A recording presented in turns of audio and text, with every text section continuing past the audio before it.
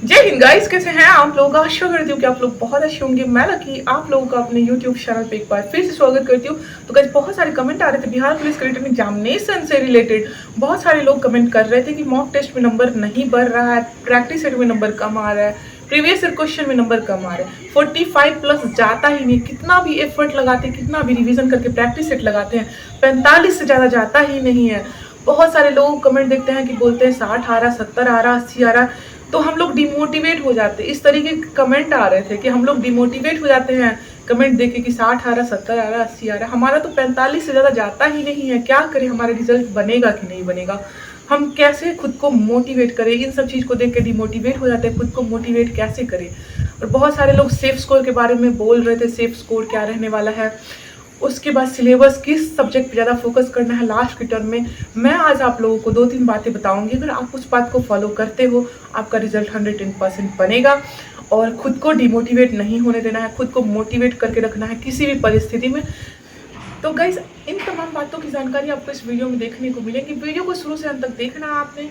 और अगर मेरे चैनल पे आप नए हो तो प्लीज़ मेरे चैनल को सब्सक्राइब कर देना। पुराना चैनल टेक्निकल इशू के कारण चला गया, ये मेरा नया चैनल है, प्लीज़ सपोर्ट करें और चैनल को सब्सक्राइब करें और अपने दोस्तों से सब्सक्राइब करवाएं। तो गाइज अब समय बर्बाद नहीं करते हैं और वीडियो स्टार्ट करते हैं, ठीक है। तो वीडियो सबसे पहले मैं आपको बताऊंगी कि बिहार पुलिस रिटन एग्जामिनेशन का जो डेट है वो 15 दिन मात्र बचे हैं, ठीक है। बहुत ही एग्जामिनेशन डेट क्लोज आता जा रहा है, ठीक है। और उस हिसाब से आपको बहुत ही हार्ड वाली मेहनत करनी चाहिए। अगर आपका सपना है कि मुझे वर्दी लेना है तो अच्छे से मेहनत करनी होगी, क्योंकि मेहनत के अलावा कोई दूसरा उपाय नहीं है जिससे कि हम लोग वर्दी का सपना पूरा कर सके। कोई दूसरा उपाय नहीं है, सिर्फ और सिर्फ मेहनत जो आपके वश में है, ठीक है। और उठो जागो, तब तक मेहनत करो जब तक कि वर्दी ना मिल जाए। तो गाइस बहुत सारे लोग बोल रहे थे कि मैं डिमोटिवेट हो जाता हूँ। सबसे पहले मैं आपको बोलूँगी कि सबसे पहली बात कि मोटिवेट रखो खुद को। घर की परिस्थिति देखो, माँ को देखो, अपने पिताजी को देखो, उनके हार्ड वर्क को देखो, खुद ही मोटिवेट हो जाओगे भाई मेरे। कोई मोटिवेशनल स्पीकर की बात सुनने की ज़रूरत नहीं है। अपने घर को देखो, अपने घर की परिस्थिति को देखो, परेशानी को देखो, अपने ज़िंदगी में जितना स्ट्रगल की है आपने अभी तक उसे देखो, खुद ही मोटिवेट हो जाओगे, ठीक है। उठो, अभी भी उठो, अभी भी मेहनत करो भाई। अगर सपना है कुछ करने का, माँ बाप के लिए कुछ करने का, तो उठो मेहनत करो, ठीक है। बिना मेहनत का कोई उपाय नहीं है। सोचोगे तुक्का मार लेंगे तो वो बहुत ही किस्मत वाले लोग होते हैं जिनका तुक्का से हो जाता है, ठीक है। वो रेयर लोग होते हैं। हम लोगों की किस्मत उतनी अच्छी नहीं है भाई मेरे जो तुक्का लगा के हो जाएगा, ठीक है। मैं खुद 6-7 बार फेल हुई हूँ, तभी जाके सिलेक्शन हुआ था मेरा। इसलिए मैं बोल रही हूँ उठो जागो और मेहनत करो भाई मेरे। भी बहुत कम समय बची है, मात्र 15 दिन है। तो गाइस सबसे पहले मोटिवेट रखना है खुद को। दूसरी बात, खुद को ना दूसरों से कंपेयर नहीं करना है। अरे किसी के 60 आ रहे हैं, 70 आ रहे हैं, 90 आ रहे हैं, हमारा उससे क्या होगा बताओ। हमारा उससे कुछ नहीं होने वाला है ना। किसी के 90 ही आ जाएंगे तो वो मुझे क्या दे देंगे, अपने नंबर नहीं देंगे ना। तो गाइस सबसे पहली बात, खुद को मोटिवेट रखना है। दूसरी बात, खुद को दूसरों से कंपेयर नहीं करना है। आप डिफरेंट हो, इस बात को मानना पड़ेगा आपको कि आप डिफरेंट हो, ठीक है। और आपको इस बात को एक्सेप्ट करने के लिए हिम्मत होनी चाहिए कि हाँ हमारा मॉक टेस्ट में कम नंबर आ रहा है। इस बात को एक्सेप्ट करने के लिए भी हिम्मत होनी चाहिए भाई, कि सही सही बोलने के लिए भी हिम्मत होना चाहिए कि हाँ मेरा 45 आ रहा है, 40 आ रहा है, 30 आ रहा है, 50 आ रहा है। इस बात को बोलने के लिए हिम्मत होनी चाहिए कि हाँ मेरा कम नंबर आ रहा है। तो सबसे पहली बात कि आप में हिम्मत है, तभी आप समझते हो कि हाँ मेरा नंबर कम आ रहा है, ठीक है। और तभी आप इस वीडियो को देख भी रहे हो, ठीक है ना। पैसेंस होना चाहिए अपनी कमियां सुनने के लिए, ठीक है। आप में जो कमी है ना उसको देखने के लिए, सुनने के लिए आप में पैसेंस होना चाहिए। तो जो आप में पैसेंस है तभी तो आप वीडियो देख रहे हो। तो गाइज उठो, आप डिसेंट हो, आप डिफरेंट हो, आप हर चीज़ कर सकते हो। आप नहीं करोगे तो कौन करेगा भाई, आप नहीं करोगे तो कौन करेगा। और अभी देख रहे हो 21,000 सिलेक्शन हुआ है बिहार पुलिस में, 60,000 यूपी पुलिस में। ये लोग कौन है, कहाँ से आते हैं ये लोग, पता है ये लोग हमारे जैसे ही हैं। जैसे आप हो ना वैसे ही वो हैं। ऐसा नहीं है कि वो एलियन है या फिर अवतार है।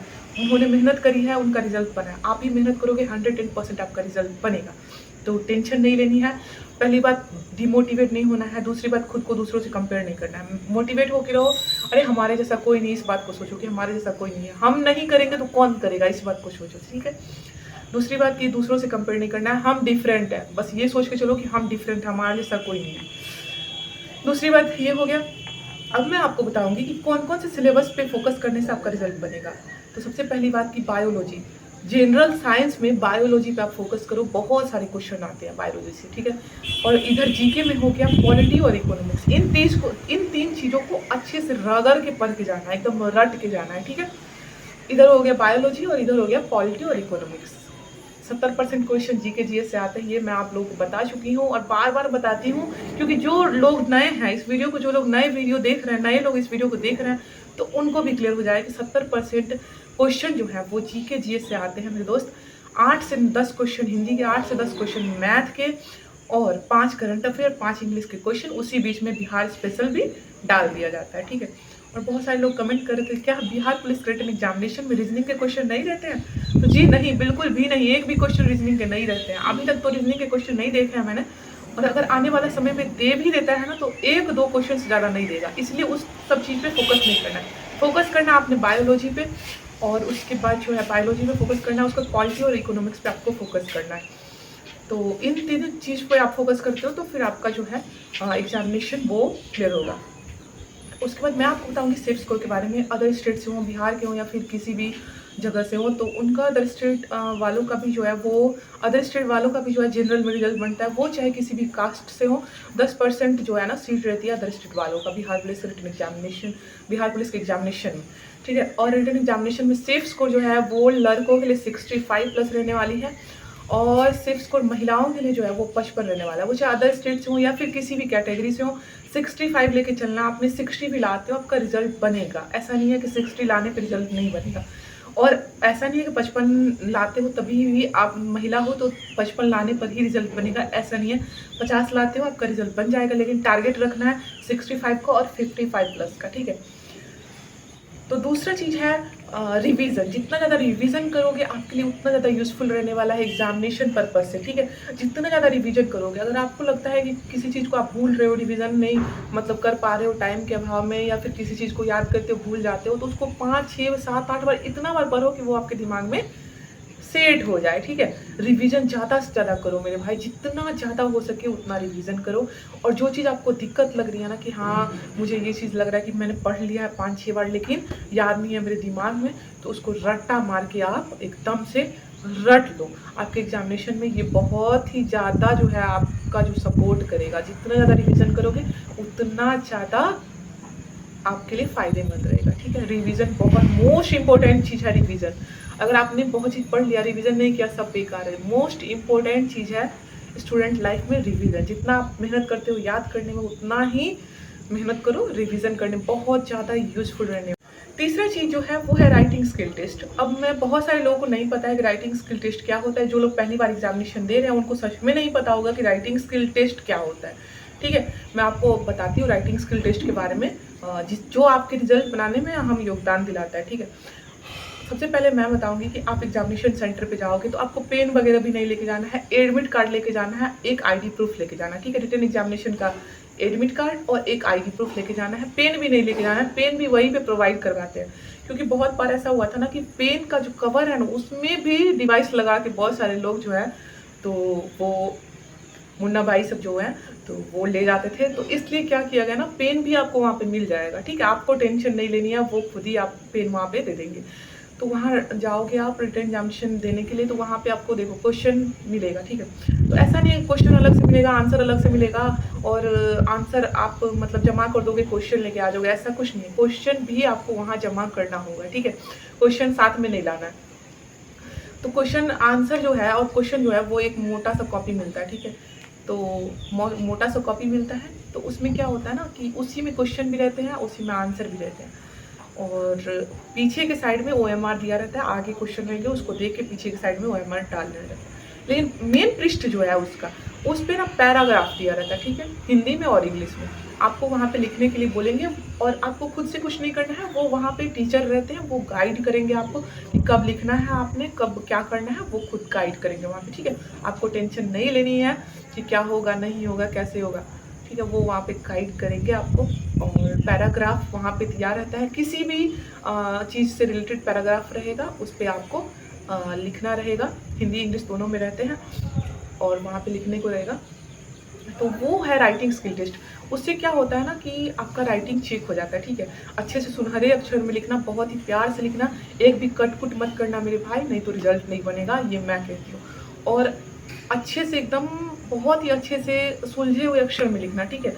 हिंदी में लिखना हो तो हिंदी में लिखना, इंग्लिश में लिखना हो तो इंग्लिश में लिखना, अच्छे से सुनहरे अक्षर में लिखना, एक भी कट कुट मत करना, नहीं तो रिजल्ट नहीं बनेगा। मेरा फर्स्ट अटैम्प्ट में रिजल्ट नहीं बनना था, बस यही कारण था। राइटिंग स्किल में मैंने कट कुट करके लिखा था, नहीं बना था रिजल्ट। सेकेंड टाइम में मैं बहुत पढ़ के गई थी, फर्स्ट अटैम्प्ट में भी मैं पढ़ के गई थी, लेकिन वहाँ पे कट कुट किया, इसलिए रिजल्ट नहीं बना। इसलिए मैं आप लोगों से कहती हूँ कि देखो, आप कितना भी पढ़ लो, अगर OMR में थोड़ा सा भी गलत है तो आपका रिजल्ट नहीं बनेगा। इसलिए OMR सीट पे ज़्यादा ध्यान देना है, अच्छे से फोकस करना है, अच्छे से ध्यान लगा के पढ़ना है OMR सीट को। अगर आपका सारा क्वेश्चन सही है, 100 में 100, 100 में 100 तो किसी का होता नहीं है। अगर आपका 100 में 100 सही है, अगर OMR गलत है तो आपका रिजल्ट नहीं बनेगा, लिख के लो। इसलिए सबसे पहले OMR सीट को ध्यान से भरना है। अगर नंबर कम भी है तो चलेगा, लेकिन OMR सीट को जो है वो ध्यान से भरना आपने, ठीक है। OMR सीट को बहुत ही अच्छे से भरना है और टेंशन नहीं लेनी है, अच्छे से एग्जामिनेशन देना है। और बहुत सारे लोग बोलते हैं पैराग्राफ किस टॉपिक्स पे आता है, किसी भी पे भी आता है, छोटा सा रहता है, किसी भी टॉपिक्स पे आता है, उतना टेंशन नहीं लेनी है, ठीक है। और मेहनत करो, अभी भी बहुत टाइम है, अभी बहुत टाइम बचे हैं। तो मैं बता रही थी कि मेरा सेकेंड अटैम्प्ट में रिजल्ट बना था, फर्स्ट अटैम्प्ट में मेरा रिजल्ट नहीं बना था। मैंने राइटिंग स्किल में कट कुट करके लिखा था। सेकेंड अटैम्प्ट में मैंने काफ़ी अच्छे से मेहनत करी थी और राइटिंग स्किल भी मेरा डेवलप हुआ था। मैं एक पैराग्राफ डेली लिखती थी, हिंदी और इंग्लिश दोनों में, और वहाँ पे जाकर मेरा राइटिंग स्किल भी अच्छा था। OMR भी मैंने अच्छे से ध्यान लगा के भरा था, और उसके बाद एग्जामिनेशन भी अच्छे से दिया था मैंने, मेरा रिजल्ट बना था। आपका भी रिजल्ट बनेगा, ठीक है। जब मेरा रिजल्ट बन सकता है तो आपका क्यों नहीं बनेगा? मैं कोई एलियन थोड़ी हूँ, आप लोगों जैसे ही हूँ, और आप लोग का भी रिजल्ट बनेगा, ठीक है।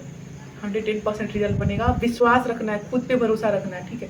दूसरे लोग कुछ भी कहते हैं, उन लोगों पे ध्यान नहीं देना है। कुछ तो लोग कहेंगे, लोगों का काम है कहना।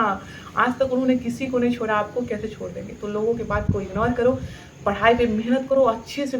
तो गाइस, आपको ये वीडियो कैसी लगी हो? अच्छी लगी हो तो कमेंट बॉक्स में कमेंट करना, और अगर आपके मन में अभी भी कुछ भी डाउट है तो कमेंट बॉक्स में कमेंट करना। मैं सारे कमेंट का रिप्लाई करती हूँ, मैक्सिमम कमेंट का रिप्लाई करती हूँ। अगर किसी का कमेंट का रिप्लाई छूट गया है तो परेशान नहीं होना है, बुरा मत मानना।